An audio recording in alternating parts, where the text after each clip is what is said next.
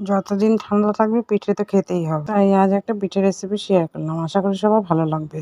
প্রথমে একটা পাত্রে 1 বাটি সুজি, হাফ বাটি ময়দা, হাফ চামচ লবণ, পরিমাণ মতন জল দিয়ে একটা ঘোল তৈরি করে নেব।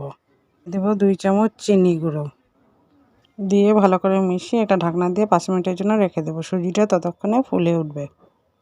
তারপর ঢাকনা খুলে ভালো করে হাতা দিয়ে ঘুটে নিতে হবে।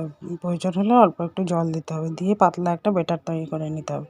তারপর ফ্রাই প্যানে অল্প একটু তেল ব্রাশ করে একে একে হাতা দিয়ে দিয়ে এইভাবে পুর ভরে উল্টে উল্টে পাটিসাপটাগুলো তৈরি করে নিতে হবে। এইভাবে সবগুলো পাটিসাপটা তৈরি করে নেব। তারপর একটা কড়াইতে আধা লিটার দুধ গরম করে তার মধ্যে 1 চামচ চালের গুঁড়া দিয়ে ভালো করে জাল করে নেব। দিয়ে দেব পরিমাণ মতন গুড়, দিয়ে পাটিসাপটাগুলো দিয়ে দেব। দিয়ে ভালো করে ফুটে উঠলে তারপর গ্যাসের ফ্লেম অফ করে নামিয়ে নেব। এইভাবে তৈরি হয়ে গেল ক্ষীর পাটিসাপটা। এইভাবে একবার বাড়িতে বানিয়ে দেখতে পারেন।